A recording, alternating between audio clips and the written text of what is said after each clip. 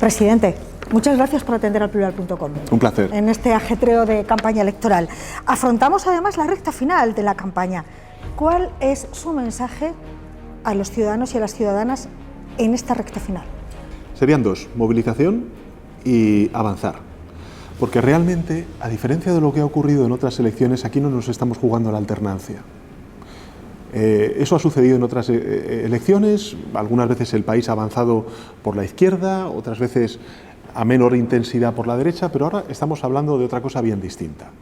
De un gobierno de coalición progresista entre el Partido Socialista y el Partido de Sumar, o un partido como el Partido Popular que claramente ha decidido aliarse con Vox, y por tanto un gobierno de corte ultraderechista con una agenda absolutamente involucionista. Por tanto, nos estamos jugando ese avance. Que España avance como ha avanzado durante estos últimos 40 años, que mire hacia adelante, o nos metamos en el túnel del tiempo oscuro que nos puede llevar a algún sitio que no habíamos nunca imaginado. Precisamente le quería comentar una gran pancarta que ha instalado el Partido Socialista en la Gran Vía madrileña, en la que aparece, la vemos, adelante, atrás. ¿Es un lema pensado para atraer voto más allá del votante socialista? Sí, yo creo que estas elecciones y el avanzar no está tanto vinculado con el bloque ideológico, que también por supuesto, sino con una forma de entender la sociedad y de ver a España.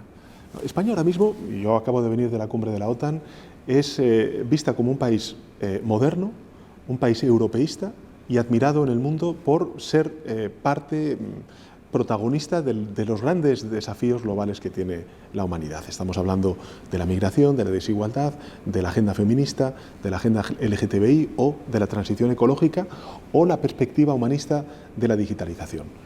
Todo eso es lo que está poniendo en cuestión el Partido Popular con Vox en sus municipios y en las comunidades autónomas. Y habrá gente que diga, bueno, si es un ayuntamiento, es una comunidad autónoma, por algún lado se empieza. Y estamos viendo un tráiler, efectivamente, de una película tenebrosa. Y creo que ya tenemos bastante. Y que el 23 de julio tenemos claramente que apostar por el avance y decir que no a este retroceso. Y efectivamente este cartel lo que viene a trasladar es, en primer lugar, que pese a todas las circunstancias que hemos vivido como país, con la pandemia y sin solución de continuidad en una guerra, este gobierno lo ha hecho bien. Lo ha hecho bien. Y ahí están las cifras económicas, las cifras de paro, las cifras también de inflación en comparación con otras partes de Europa, que no signifique que estamos perfectamente bien, al contrario, pero que caminamos en la correcta dirección. Y efectivamente lo que viene abajo pues es el retrato de un avance conservador y ultraconservador que estamos viendo en otros países europeos. España no es ajeno a ese avance, pero que trae una agenda de recortes y de intercambio de votos por derechos que me parece que es absolutamente inasumible y que además no corresponde con el sentir mayoritario de la sociedad española. Efectivamente, presidente, ha habido un resurgimiento de la extrema derecha y de la ultraderecha en toda Europa, pero también en Estados Unidos, con unas técnicas de comunicación y con unas técnicas políticas que los periodistas ya denominamos trumpismo, que es una realidad alternativa o una negación de la realidad. En los últimos días hemos visto al señor Feijóo poner en duda el papel de una institución del Estado como es Correos con el voto por correo. ¿Considera usted que el Partido Popular ha asumido como útiles y eficaces estrategias trumpistas que hasta ahora le atribuíamos a Vox? Sí, yo creo que cuando hemos hablado del sanchismo, que fue lo mismo que el zapaterismo, probablemente multiplicado por N como consecuencia de que hoy hay redes sociales que entonces a lo mejor no tenían la evolución que tienen hoy, estamos hablando de técnicas de mentira, de manipulación y de maldades. La maldad fue decir que José Luis había traicionado a las víctimas del terrorismo. La maldad es hoy decir que te vote chapote y que además lo hagan de una manera tan descarnada, el uso del terrorismo, que a la postre, fíjese lo que trae, la división de lo más importante, que es la unidad de toda la sociedad en torno a las víctimas del terrorismo. La manipulación y la mentira es lo que estamos viendo pues con este tipo de insinuaciones, cuando en realidad la democracia española es una de las democracias más consolidadas del mundo. Durante estos últimos años hemos escalado en el ranking de democracias más consolidadas y siempre que nos ponen un pero, estos institutos, digamos, reconocidos y sólidos y solventes sobre la calidad democrática de los países es el bloqueo del Consejo General del Poder Judicial, que es lo que está incumpliendo el Partido Popular. Pero por responder claramente a su pregunta, es evidente que el Partido Popular y Vox son conscientes de que en un terreno de juego embarrado ellos impiden hablar del balance de acción del Gobierno, que ha sido francamente positivo, y de las propuestas de futuro. Y evidentemente con eso lo que opacan son dos cosas. Uno, los acuerdos de gobierno que está alcanzando el Partido Popular con Vox en Extremadura y en la Comunidad Valenciana, para que no se hablen de ellos. Y dos, tratar de alguna manera de desmovilizar y de crear una desafección que amortigüe esas ganas de movilizarse de la España progresista ante el riesgo evidente de involución. Presidente, estamos a menos de 24 horas para el segundo debate de campaña electoral, en esta ocasión realizado por Radio Televisión Española. ¿Lo afronta usted como una segunda vuelta del debate que realizó A3 Media? No, yo creo que son dos debates distintos. Creo que efectivamente tuvimos un debate bronco, un debate en el que fue una pena que no pudiéramos hablar de lo que realmente importa a la ciudadanía, que es la sanidad, que es la educación, que son las pensiones, que es el empleo. Bueno, a eso vamos a hablar y a eso me voy a dedicar yo en este debate. Y creo que efectivamente este es un debate en el que realmente se va a ver las dos formas o las dos opciones de gobierno que hay, ¿no? Después del 28 de mayo yo creo que ha quedado meridianamente claro, ¿no? A nuestra izquierda, pues por desgracia vimos cómo la izquierda de Podemos pues, se desintegraba en multitud de partidos que nos han impedido el poder revalidar poder institucional, incluso ganando en muchos ayuntamientos y también en algunas comunidades autónomas, y en la derecha lo que hemos visto es claramente y sin ambajes pues un entendimiento entre el Partido Popular y Vox, que antes del 28 de mayo negaba el propio Partido Popular.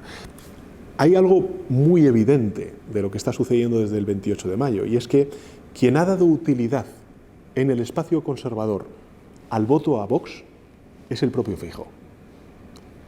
Y toda esta dinámica que estamos viendo de embarrar el campo, de provocar ruido, de generar incluso dudas sobre correos y sobre el voto por correo, cuando este gobierno lo que ha hecho ha sido, a diferencia de 2019, facilitar el voto por correo abriéndolo también a la petición a vías telemáticas, o con el voto rogado y su modificación incentivar el voto de los extranjeros que viven en el exterior.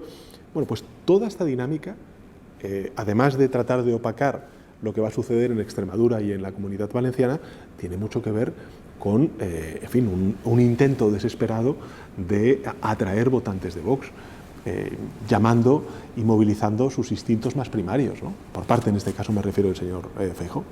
5 años como presidente del Gobierno. Sí. Han pasado tantas cosas, sí. tantas cosas en esta legislatura. Hemos hecho un pequeño vídeo en el plural, faltan cosas, porque ha sido una legislatura muy intensa. Si le parece, vamos a verlo brevemente y comentamos algunas de ellas. Prometo, por mi conciencia y honor, cumplir fielmente con las obligaciones del cargo de presidente del Gobierno.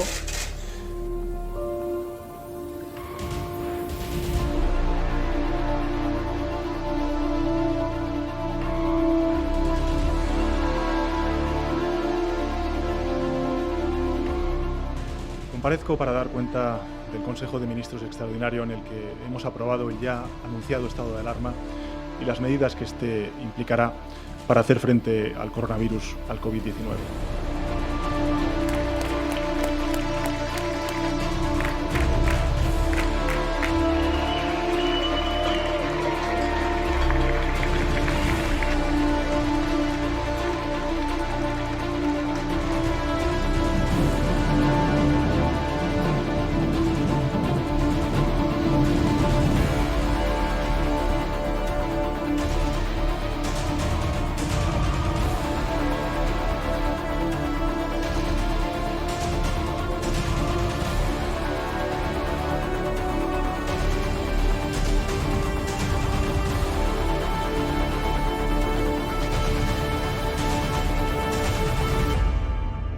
He comunicado al jefe del Estado la decisión de convocar un Consejo de Ministros para disolver las Cortes y proceder a la convocatoria de las elecciones generales el domingo 23 de julio.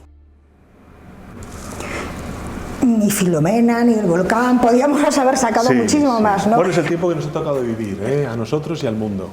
Pero es lo que nos ha tocado vivir. No le voy a hacer una pregunta de carácter político sobre esta legislatura, sino personal.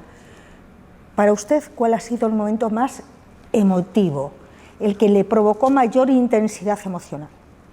Pues para mí, de los más bonitos, sin duda alguna, fue el primer día de la vacunación. En Guadalajara, con Araceli, además ella animando a la gente a que se vacunara, ¿no? Porque claro, Angélica, fíjese, yo cuando me reunía con los científicos al principio de la pandemia, y gente además, luego te das cuenta, empiezas a conocer el perfil, el currículum, la experiencia que tienen estos científicos y científicas, es gente muy reconocida fuera, en España y en Europa y en el mundo. Y me decían, presidente, si tenemos vacuna, dentro de 4 o 5 años. Entonces, claro, el planteamiento de tener que ponerte enfrente de una cámara de televisión y tratar de trasladar una calma que no tenías, una seguridad que era imposible poder tener porque la ciencia todavía no había dado con la tecla para lograr un remedio, una vacuna ante la COVID-19, situaba a España y al mundo en un túnel muy difícil de comprender el alcance y el impacto, ¿no? Afortunadamente fue menos de un año.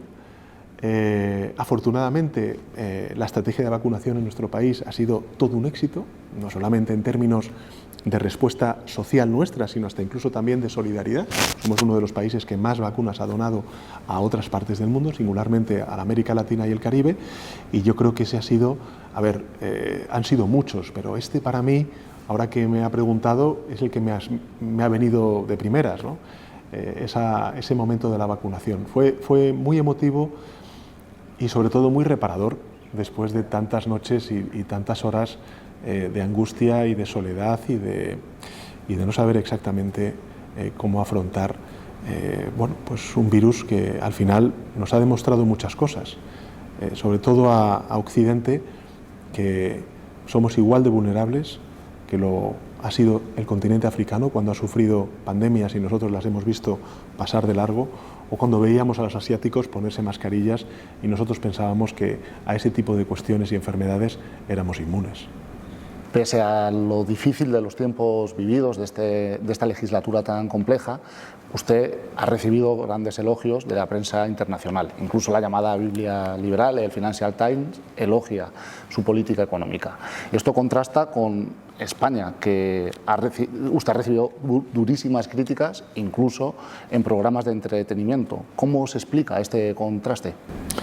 A ver, hay dos partes. Yo creo que nosotros hemos acertado en una cosa fundamentalmente, y es que todas las respuestas que hemos dado a la coyuntura, por ejemplo, antes se ponían las imágenes de la guerra de Ucrania y el impacto que tiene sobre el precio de la energía, hemos dicho no. Esto no puede frenar, sino acelerar la transición ecológica. ¿Por qué? Porque gracias a las energías renovables nosotros estamos ganando autonomía energética, porque son fuentes de energía propias nuestras. Segundo, estamos haciendo que la energía sea más barata para los hogares y para nuestras industrias. Y tercero, estamos respondiendo al desafío de la emergencia climática que todos creo que constatamos en nuestro día a día y sobre todo en estos veranos cada vez más calurosos que estamos sufriendo, ¿no?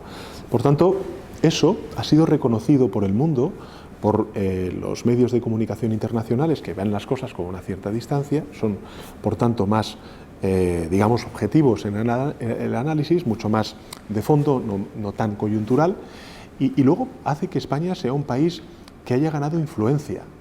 Ganas influencia no porque te llames España, no porque hables inglés, sino porque participas de la conversación global. Y la conversación global hoy, ¿cuál es?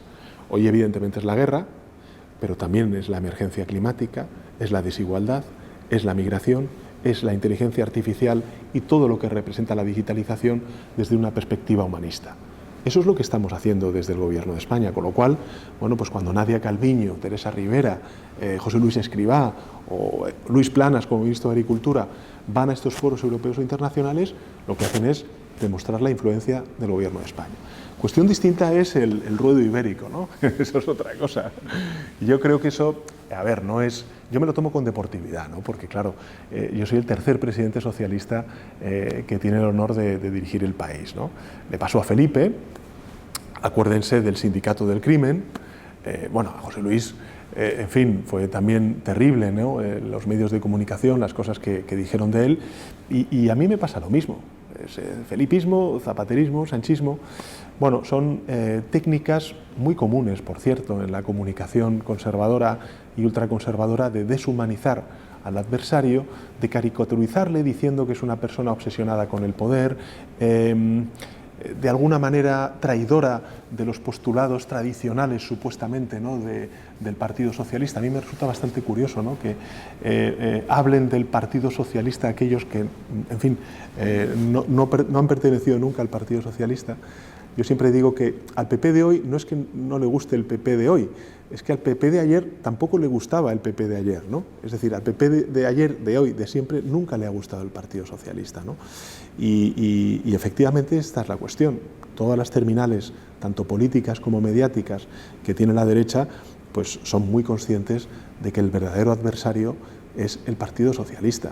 Y por eso yo creo que lo que se va a dar en estas elecciones del 23 de julio, sin tampoco suscitarlo ni pedirlo explícitamente, es una concentración natural del voto en el único partido que tiene una responsabilidad intransferible, que es la de ganar las elecciones y frenar a este gobierno ultraconservador de Feijóo con Abascal, y eso es el Partido Socialista. Usted ha dicho, un error se corrige, el machismo no, que ha sido, por cierto, una de sus frases más celebradas en esta campaña electoral por el espectro progresista de la ciudadanía. ¿Pero cree que la polémica y las críticas que generó la ley del sí es sí es uno de los temas que más daño ha hecho a este gobierno? Hombre, yo creo que el balance de legislatura y de legislación, ¿no? que ha aprobado este gobierno es tan inmenso en todos los ámbitos, 200 leyes, para culminarlas en la próxima legislatura, que yo creo que es incontestablemente positivo. Es verdad que esta ley responde a una realidad que sufren las mujeres, que es la agresión sexual.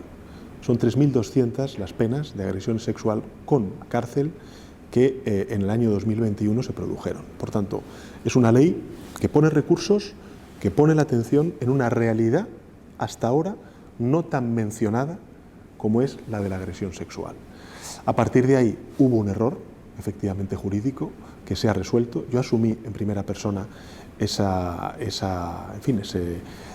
error y además también el plantear la solución. Me hubiera gustado hacerlo con mi socio de gobierno, con la ministra de Igualdad. Desgraciadamente no fue posible, pero finalmente lo hicimos. Pero sí reivindico las virtudes y las bondades de esta ley, que son positivas. El poner recursos, el dar alternativas a mujeres que sufren agresiones sexuales en el ámbito laboral, de vivienda, de atención especializada por parte de psicólogos o psicólogas, me parece que son herramientas que comprometen al Estado ante una realidad que sufren las mujeres, que es la agresión sexual. Y en efecto, esto, sobre todo al movimiento feminista, puede haberle generado evidentemente unas dudas, pero es que lo que tenemos enfrente es tan evidente cuál es su intencionalidad y cuál es la dirección, que es contraria, que creo que tenemos que movilizarnos y que las mujeres son las primeras que se van a movilizar, ¿no? Hoy leí una entrevista del expresidente Zapatero donde efectivamente decía esto, ¿no? Que las mujeres son las primeras que se van a movilizar el próximo 23 de julio para seguir con esta hoja de avances, ¿no? Presidente, la inflación más baja de la eurozona, creación de más de 2 millones de empleo, la mayor cantidad de fondos europeos recibidos de la historia, subida de las pensiones más de un 8% y, sin embargo, parece que no ha conseguido transmitir la buena marcha de la economía, o al menos no se lo reconoce mediáticamente. ¿Cómo se explica esto? A ver, yo creo que hay dos cosas. La primera es una de coyuntura. Yo también me pongo en la piel de un ciudadano. ¿Y cómo he empezado esta legislatura? Confinado. No sabía si mi empleo si mi empresa iba a continuar, si termina el confinamiento, empezamos a superar la pandemia y de repente nos llega una guerra que hace que el precio de la energía y la inflación esté por encima del 10%, es decir, unas tasas de inflación que no teníamos desde los años 70. Es decir, cuesta asimilar la envergadura de las crisis que estamos viviendo. Y por tanto yo me hago cargo de ese sentimiento de inseguridad, de angustia que vive la ciudadanía. Pero lo que es más importante es recordar, primero, que las recetas que hemos puesto en marcha han funcionado. Funcionaron durante la pandemia, porque en 3 años hemos recuperado los niveles previos de PIB, incluso hemos superado los niveles previos de empleo. Respecto a la crisis financiera, que tardaron 10 años en recuperarse los niveles previos de PIB y de empleo, 3 años y ya hemos superado el empleo. Y finalmente, en el ámbito de la guerra, usted mismo lo ha dicho, somos la primera gran economía europea que tiene una inflación por debajo del 2%. Creo que si continuamos esta hoja de ruta de avances, de culminación de estas reformas, España va a tener un futuro brillante. En el ámbito del empleo queremos llegar al pleno empleo, es decir, tener un 8% de paro estructural. Queremos hacer por ley que en el Estatuto de los Trabajadores se blinde que el salario mínimo interprofesional sea el 60% del salario medio. Queremos que no solamente no se pongan en duda la revalorización de las pensiones conforme al IPC, sino que además cada año volvamos a nutrir con 5.000 millones de euros la hucha de las pensiones, que fue lo que esquimó Rajoy de José Luis cuando era presidente del Gobierno. Queremos también seguir apostando por la sanidad o por la educación y queremos seguir siendo referencia tanto en la agenda feminista como en la agenda de derechos LGTBI y en la transición ecológica, ¿no? Por tanto, no es volver a hacer otras 200 leyes, como hemos hecho durante estos últimos 4 años. Lo que tenemos que hacer es consolidar y culminar toda esta hoja de transformaciones. Y en segundo lugar, siempre se habla de la comunicación, ¿no? Si el problema ha sido la comunicación o no. Bueno, yo he sido un presidente del Gobierno, he sido el presidente del Gobierno que más veces ha comparecido de la historia de la democracia en las Cortes Generales. Habré hecho más de 700 ruedas de prensa, he hecho muchas entrevistas. Es verdad que en algunos medios no he ido tantas veces como he ido ahora, pero yo sí creo que la democracia española tiene que hacer una reflexión. Y esa reflexión tiene que ver con la desproporción, el desequilibrio que existe en los medios de comunicación y en la aproximación a los debates que hacen determinados medios de comunicación, que claramente son conservadores y que no obedecen a la realidad sociológica de nuestro país. En nuestro país, vamos a ponernos en el caso siguiente, hagamos este ejercicio. No vamos a coger las encuestas de hoy, vámonos a 2019. En 2019 el Partido Popular, ¿qué obtuvo? Un 22%, el Partido Socialista un 28%. Bueno, usted se asoma a algunas de estas tertulias en medios de comunicación, el 28% de los tertulianos son progresistas y el 22% son conservadores. O el 98% son conservadores y a lo mejor por ahí hay algún tertuliano, tertuliana o periodista que Pero, presidente, perdone que le interrumpa, progresista. es que también se está extendiendo que usted se queja demasiado de los medios de comunicación. No, yo no me quejo. De verdad que no, si yo me lo tomo con total deportividad. Lo que pasa es que creo que también mi punto de vista, lo que quiero también trasladar a los ciudadanos, es que hay una desproporción que plantea una visión y una lectura de la realidad y de los temas pues muy distinta a la que en realidad estamos teniendo. Por ejemplo, le pongo un caso. ¿Es la ocupación un problema hoy en nuestro país? Con que haya una ocupación de vivienda ilegal, ya lo es.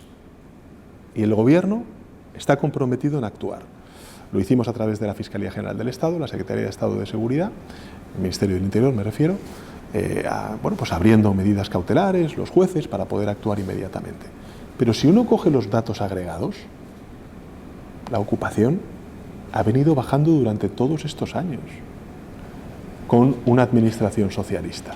El problema de España es la vivienda. El problema de España es el que tenemos mucha vivienda vacía, el que 60% del sueldo en las grandes ciudades de muchísimos jóvenes y no tan jóvenes se destina al alquiler de un piso. El problema en España es que no hay vivienda protegida, mucho menos si la comparamos con la vivienda protegida que existe en Europa. El problema de España es ese. ¿Y dónde se ha puesto más el énfasis? Pues en lo primero y no en lo segundo. En fin, pongo este ejemplo simplemente para que seamos conscientes de cómo se abordan los distintos debates por determinados medios de comunicación, que claramente están orientados hacia una serie de intereses, que no son los intereses generales, son los intereses particulares pues, de determinados sectores. Señor Sánchez, ya para finalizar, si usted vuelve a ser presidente del Gobierno la próxima legislatura, ¿cuál será su máxima prioridad durante los próximos 4 años? La vivienda. La vivienda va a serlo definitivamente. Creo que la vivienda es ahora mismo un problema para la ciudadanía, no es un derecho, como nos dice la Constitución. Es verdad que ya estamos haciendo cosas, pusimos en marcha la Ley de Vivienda, ahora tenemos que consolidarla y culminarla, hemos puesto en marcha y estamos ejecutando vivienda protegida, vamos a poner en marcha también con terreno del Ministerio de Defensa y la Sareb, el banco que, digamos, compró con dinero público todos esos activos del sector financiero durante la crisis financiera, los vamos a poner a disposición de los jóvenes. Y la rehabilitación. Yo creo que la vivienda debe ser la gran causa nacional de los próximos 4 años y yo me comprometo a que la vivienda deje de ser un problema y se convierta en lo que debe ser, que es un derecho constitucional, como tal viene recogido en nuestra Constitución, ¿no? Pues muchas gracias, Pedro Sánchez. Le emplazamos a que en cuanto pasen las elecciones y encuentre un hueco, vuelva a recibir al Plural.es. Y será un placer. Muchas gracias a ustedes. Muchas gracias, suerte. Gracias.